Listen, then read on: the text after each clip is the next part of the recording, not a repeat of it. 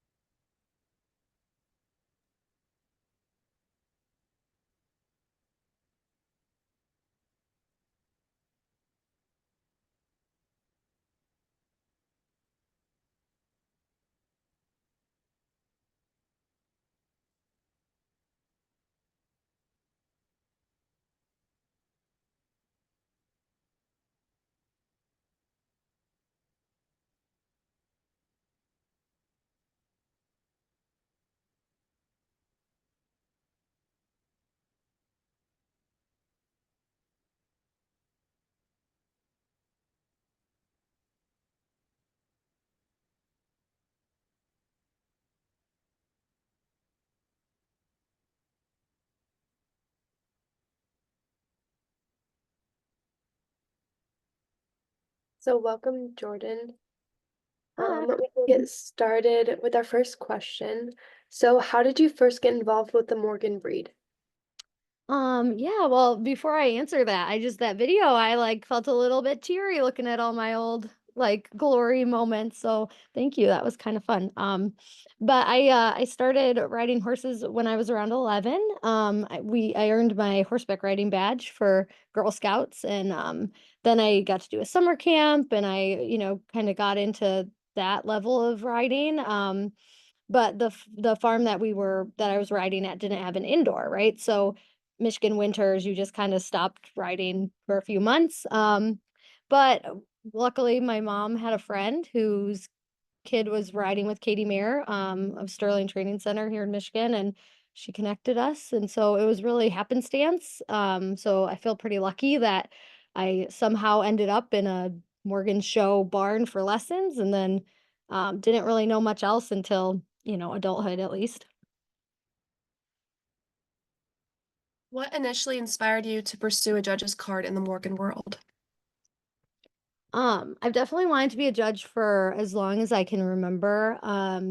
But I think the first judge that really kind of stands out that I remember thinking like I want to do that was Ann Lauder. She was a judge.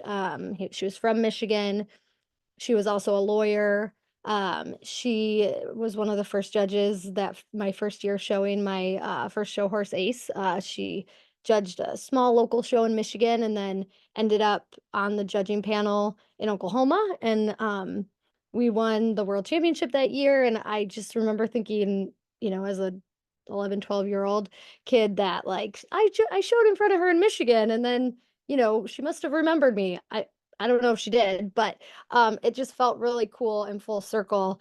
And I just wanted to kind of have that experience in reverse to be able to um, be, that respected person in the middle who contributes to writers feeling excited. And as I got older and I went to college and I got my, big girl job, judging seemed like the best way for me to professionally be involved with Morgans. Once I opted out of becoming a horse trainer for my career, I I still felt like I wanted to be more than kind of just an amateur.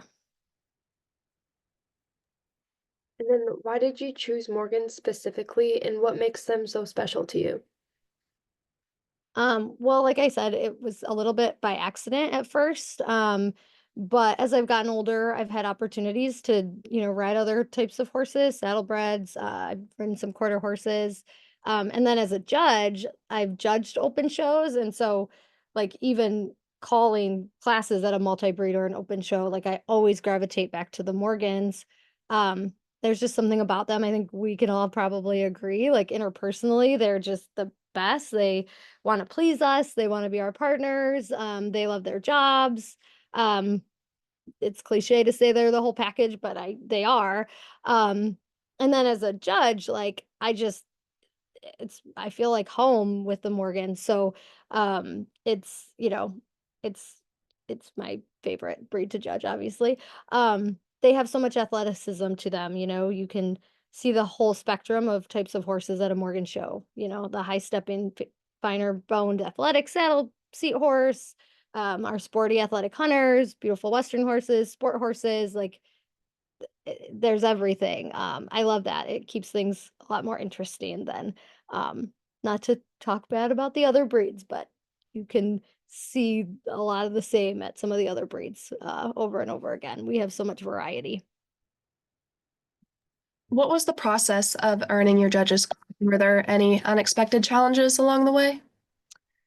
Yeah, for sure. I ended up pursuing it a lot earlier in my life than I had planned to. I won the Young Adult Alliance's judging scholarship, and you have to use it within so many years. So I had the money towards it, so I had to kind of jump in. In general, there's like a handful of stuff you have to do online. I don't even remember all of it, but like background check, that kind of thing, and then you have to go to two judging schools. They're offered twice a year. They move around, which is kind of cool. And then you have to apprentice judge under a USCF carded judge for like an entire USCF rated show. So then once you've done all of that, you can apply for a card. So I decided to do my first school at the Carousel Charity Show in Arizona, March 2017. In my personal life, I was going through quite a loss. My horse Ace had died super tragically, like well, I guess it was probably a month before the school. And I just remember being like, I don't want to do this. Like, this is not the time that I want to be doing something that was like so outside of my comfort zone. But I was like booked and doing it. So I'm really grateful that I pushed through it. That school alone ended up costing me the whole $1,500 scholarship with travel expenses.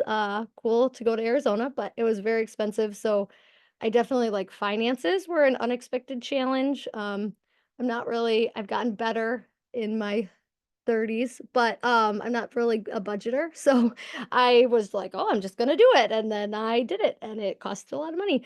Um so, I if I could go back in time, I might have made different budgeting decisions there, but and then I ended up apprenticing with Kobe Hollowitz at Morgan Masterpiece in Wisconsin in 2018, which was amazing. And then I did my last school at Southern States in 2019. So it was quite a, long process, but got it done. That sounds like it was really fun. Um, the next question is, what kind of training or mentorship did you undergo to kind of prepare you for getting your judge's card? Yeah, honestly, training and mentorship is definitely ongoing for me. The judging schools themselves are pretty intensive. Uh, They're actually required that we continue doing them too. So I want to say it's every 3 years. You have to go to a school again. So I've been to more than those original two. And like the schools have like class time where um everybody sits in a classroom at a horse show office or whatever, and you watch videos over the different divisions, and then like the whole class discusses like every division. Um, which because they're required for us to keep going to schools, like you'll go to a judge's school with like, I'm sitting there with like Gail Lampy and like Sandy Sussink and like these judges that are like career judges. And then the instructors, they're also super experienced, awesome people like Cindy Meunier, Jonathan Gwinnett, like people that you're just like, wow, we're all talking about horses together. So that is always like really cool. You walk away with a lot to chew on, new ways of looking at things. And then you also sit on the rail and watch classes with these folks too. So that's really cool. Um, my time with Kobe and my friendship with her, though, since I learner judged with her, has been the single most important mentorship I've had for this role for sure.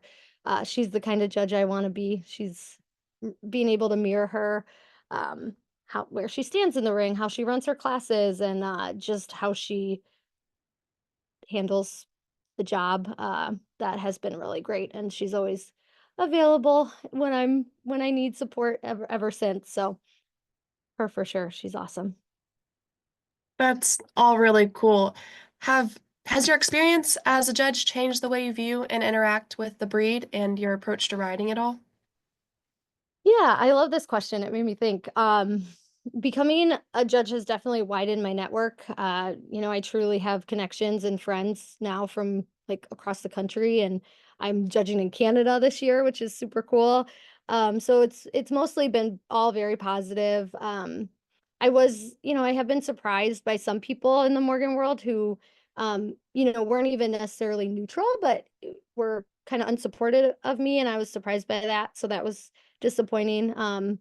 But as an exhibitor, becoming a judge like has totally shifted how I think about horse shows. I can understand now a little bit more that judges, like, I knew this, but like they're looking at moments in front of them and they're like comparing moments to other moments and just trying to kind of pin what they see. And so it has helped me understand even more like the importance of like focus on your ride and like your moment, and every class is fresh because every class is fresh for us. I mean, we start to recognize horses or whatever because we're human, but for the most part, it has helped me really understand that like you just got to go do your best and not worry too much about who else is in there.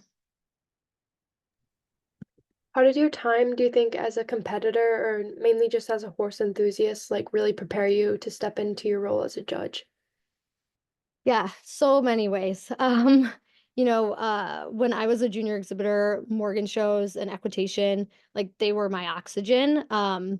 Like I truly know them like the back of my hand, which gives me an advantage for sure. I mean, when I'm judging Morgans, I don't have to really think about what gates to call, for example, whereas when I'm judging a different breed, sometimes I'll have to be like, "Oh crap, like what is this class? Like I don't know, but like what is this class and what am I looking for and what do they call an extension because not everybody calls it that." And so being a Morgan lover definitely helps me kind of be a little bit more natural judging Morgans. Um and I think too that, my most meaningful years as a competitor and horsewoman were definitely my years riding under and then working for Mary Carlton. My time training with Mary gave me like this firsthand experience of what goes into like making a champion.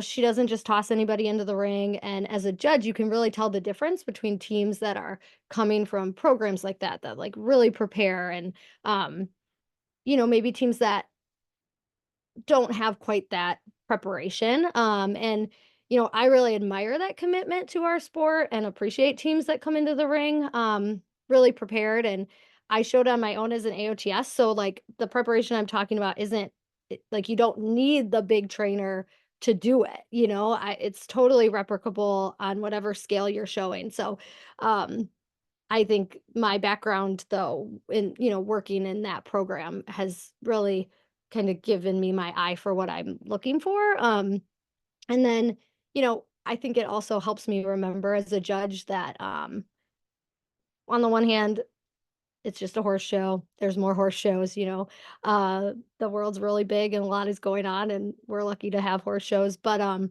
the other hand, like I really know how serious it is and how like as a judge we're holding people's like hopes and dreams, not to be dramatic, but like in our hands and it's a lot.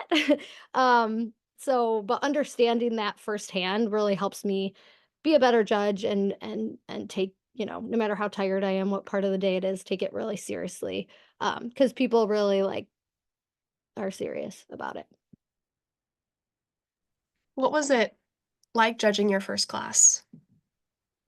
Um, Oof, yeah, it was a lot. I did a couple of like local barn shows and stuff like that, but like my first like official show where like I was alone as the judge, it was really emotional. I had been hired to judge the North Star Americana in Minnesota, July 2021. So, because I got my card like end of 2019 and then COVID happened. And I also got married in 2020. So, like, I wasn't going to try to even judge in 2020. But, anyways, the week before that horse show, my show horse, my mare, colicked really bad and she got a bad case of founder. And I was so devastated. And I would like it's my nightmare to cancel on somebody or to like bail or to not be reliable, but I just couldn't leave her.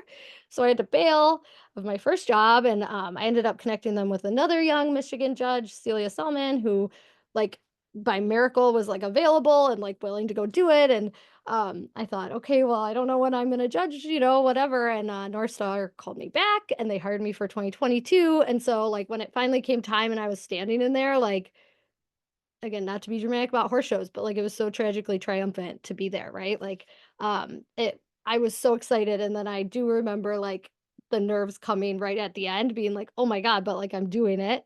Um, but, I was an equitation rider, so those you just do it. You just take a deep breath and do it. But yeah, it was, like I have goosebumps as I'm thinking about that.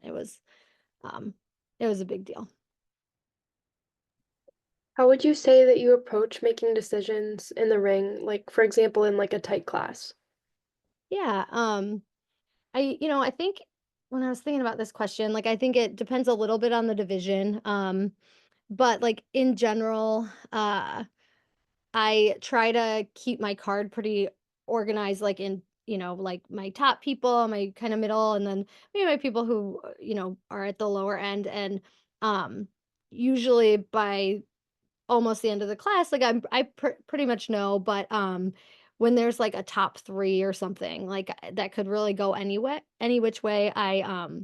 Personally, I think I fall back on that equitation upbringing of mine that like I'm usually gonna pin like that horse and rider team that like have the best turnout, the ones that maybe I don't know, seem to be enjoying it the most. In equitation, I definitely have a preference for the rider who looks like they're on maybe the tougher horse, but is like getting it done. The walk for me can be a kind of a deal breaker there. Like I might call one more walk to see if any of my top people kind of place themselves with that. Like I know the walk can really screw some of us up. So I never ask for it forever, but that those are kind of my go-tos and then um go from there. How do you feel being a younger judge influences your perspective in the ring? Yeah, I'm definitely working on this, so I hate to even admit it, but I think it definitely makes me second guess myself sometimes. Thankfully, I have had opportunities to work alongside like really awesome people like Kobe, who is always a cheerleader, or I worked with Sarah Gove at the New York Regional 2023, I think, who like just, it was super humbling to be working a horse show with her. And she was just super empowering, made me feel super confident about my calls. And so, you know, I think sometimes it can make, me doubt myself a little bit, but it's hard to even get jobs at first. So, we have a lot to prove as young judges, I think. But as far as my perspective on what I'm picking, I don't think it makes a huge impact. I think we're all supposed to be going off of the same kind of standards and remembering the rules. So, you know, experience helps all of us, of course, but I don't think it really changes my picks very much. And then kind of relating to that question, do you think you've faced any like challenges gaining credibility as a new younger judge? Yeah, totally. Getting my card and trying to get jobs has been so many things, but it's definitely been discouraging at times. I totally get it. It's a huge decision for a show board to pick a judge. Like it can make or break a horse show, right? Like we've all been to a horse show where like the judge is like making calls nobody understands or taking forever or whatever. So I know that it's a big gamble, somebody who doesn't have as much experience. But at a big challenge for me, um that I didn't anticipate was that at judges school they give you a lot of tips. You make a lot of connections, like I said, which is so cool. They do, I think, everything in their power to set you up. But then they tell you like go home, like your local region, your local state, like they're gonna give you jobs, like they're gonna hire you for the little horse shows, and then you can approach everybody else and say, oh, I judged all these horse shows, and you aren't such a gamble. And um aside from, like, local barns hiring me for, like, their little barn shows, or I did academy, shows a couple times, but, like, the actual small Morgan shows in Michigan, like, they just refused to hire me, which was super devastating. Like, I grew up showing in Michigan, like, I volunteered at all these horse shows. So it was really disheartening to be turned away by my own people and to have it feel like the process wasn't going to work for me. Um, but I kept at it, like, and now I have a huge resume of experience. I have judged all sorts of other breeds in Michigan. They'll hire me multiple times a year. Um, and I did the UPHA Chapter 10 warm up, winter warm up. That was super cool. So I don't want it to sound like, nobody in my home supported me, but I was just surprised by that. And thankfully the rejection didn't stop me. And I do have a lot of cheerleaders in my corner. Do you have any advice for young equestrians who are considering pursuing a judge's card? Yeah, for sure. So like be super selective on who you apprentice judge with. I think I've said this a couple times, like Kobe, like just made or broke my experience for sure. Um, be ready for it to be a marathon, not a sprint, and don't let rejection slow you down. We need more judges. I really believe that. I always say, I hope our breed can be so robust and strong that there are more than enough horse shows for all of us judges to fill as many judging jobs we want, right? Like, um, I'd say don't hesitate to reach out. Like I know I'm always happy to chat with people about my experience and what I did, and most every judge I've worked with or talked to is similar. Like um we're whether it feels like it or not, cuz sometimes it's intimidating, but like we're approachable. We want to be a community. And then what qualities or skills do you think go into making a good judge? Yeah, I think like being organized with how you watch a class and pin it, which sounds obvious, but um I think great judges don't need the class to go on forever. They're ready to kind of see what they like and give everybody enough time, right, to feel like you have your shot, but classes don't need to go on forever. And Sydney Minier one time she told me like, we want people to come back to horse showing. Like we want it to be pleasant. And so, she says judge from the positive. So like I think that's a skill that is hard for a lot of us to do. So I think that that's definitely something that the best judges have figured out. I think we need to look friendly and be approachable. Um, we want it to be like she said, we want people to come back. What's been your most memorable moment in the judge's box so far? Probably judging the New York Regional in was that I think it was 2022 actually. Gosh, now I feel silly that I'm going back and forth between which year, but it was so fun to judge that horse show because well, for a lot of reasons, but like it's in September. So I got to see a lot of teams that, a month later were in Oklahoma. And many of them, were won titles down there. So that was really cool. And Sarah Gove, she was so kind. She was so awesome. She I was nervous like if she'd even know who I was, and she remembered my Salsy equitation horse, Lovey, and I was just so floored and humbled to, be in the same judge's box as her. And then I also had a really great experience in judging the Sooner State Summer Showcase in Oklahoma. I want to say May 2023. Um, After that show, like a few of the people who were putting on the show complimented me saying I was easy to work with and pleasant, which was really nice to hear. Like I felt like mission accomplished. Okay, like I did a good job. Um I don't know, met my values or whatever. Do you think that you have a favorite type of class or division to judge? Yeah, for sure. Equitation or, any seat or hunter pleasure. Like they're both um, you know, kind of my divisions that I loved as exhibitor and like I have goosebumps as I think about, right? Like that, like a arena full of cool hunters or bunch of like well prepared equitation riders, that are connected with their horses. It's just doesn't get better than that for me. But happy to judge any division, but those are my favorite. Where do you see your judging career taking you in the next 5 to 10 years? I love this question because it made me think about it. I hope that I can continue to judge a couple 1 to 3 shows a year. I think the video said I'm a therapist by trade, so a couple shows a year is about what I have time for. And I'd eventually love to, be experienced enough to judge Oklahoma. I hope it can continue to be my way of staying relevant and engaged in the Morgan world, while I have my day job and maybe have some kids and do the adult things that that I'm doing, and that includes my Morgans that I have at home, and hopefully getting back to showing at some point. You have me thinking now about like a judging like bucket list or something. Like it could be fun to have like judged all the regionals or something like that. I know I saw Sarah judged in Sweden, I think. Like I didn't even know, but I would love to do that. That seems really cool. So I'm gonna, now that you've put it in my mind, I'm gonna have to start a bucket list or something because it's fun to think about the next 5 or 10 years. And then is there anything else you want to share with anybody? Hmm. Don't think so.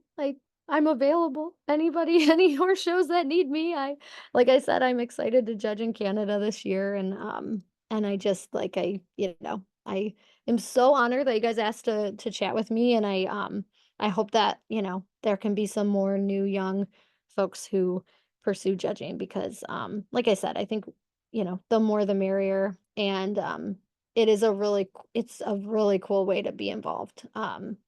And to help promote the breed, in a way that you get to go places, cool places, and you get to see different horse shows that, I'm probably never trailering my horse to Oklahoma for a horse show in May, but I got to go and see all the folks down there. So, anyways, that's about it. That's all I've got. Well, thank you so much for coming on. We enjoyed hearing about your journey to getting your judge's card. It was really interesting. If anybody else has any questions, they can put them in the chat. Otherwise, that's all we have.